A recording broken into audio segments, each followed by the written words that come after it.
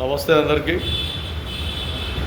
రాష్ట్ర ప్రజలకు కేంద్రం జమిలీ ఎలక్షన్ల విధానాలు అమలు చేస్తాము, రాజ్యసభలో ఓకే చేస్తున్నారు, లోక్సభలో పార్లమెంట్లో కూడా బిల్లు ఏర్పాటు చేస్తాము అన్నట్టు కేంద్ర ప్రభుత్వం బీజేపీ వర్గం ఆ జమిలీ ఎలక్షన్లకు కసరత్తు చేస్తుంది.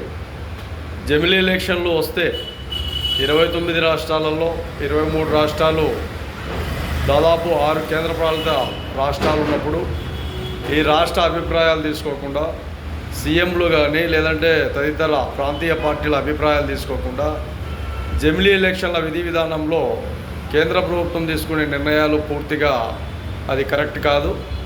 జమిలీ ఎలక్షన్ల విధానంలో భాగంగా ప్రజల వైపున్న సంక్షేమాన్ని ప్రజలకు ఏ విధంగా మెసేజ్ ఇస్తున్నారో జమిలీ ఎలక్షన్లకు సంబంధించిన రామ్నాథ్ కోవింద్ గారి కమిషన్ను ఒకసారి ఆలోచన చేయాలని కూడా మహాజన రాష్ట్ర సమితి ఒక విధానం కేంద్ర ప్రభుత్వానికి తెలియజేస్తున్నాం.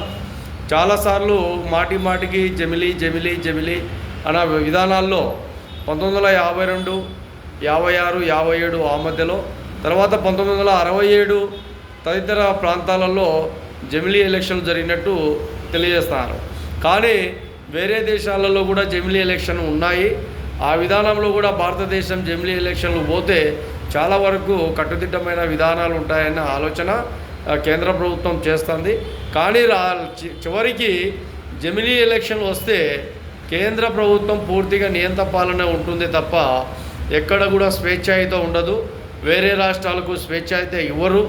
వేరే రాష్ట్రాలలో కట్టుదిట్టమైన విధి విధానాలు ఏర్పాటు చేస్తారు. ప్రాంతీయ పార్టీలకు అనుగుణంగా ఈ నియంత్రణ పాలనే ఉంటుంది, కానీ ఎక్కడ కూడా బేసిక్గా పరిపాలన ఉండదని కూడా తెలియజేస్తున్నాం. కాబట్టి రాష్ట్ర ప్రభుత్వాలు బాగా ఆలోచన చేయండి.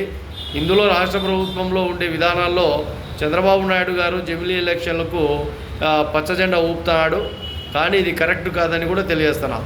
అటుపక్క తెలంగాణ ఏ విధి విధానాల్లో ఉందో, కర్ణాటక, తమిళనాడు, మహారాష్ట్ర ఇలాంటివన్నీ కోణంలో తీసుకుంటే జమిలీ ఎలక్షన్లకు చాలా వరకు ఖండించే విధానాలే ఉన్నాయి.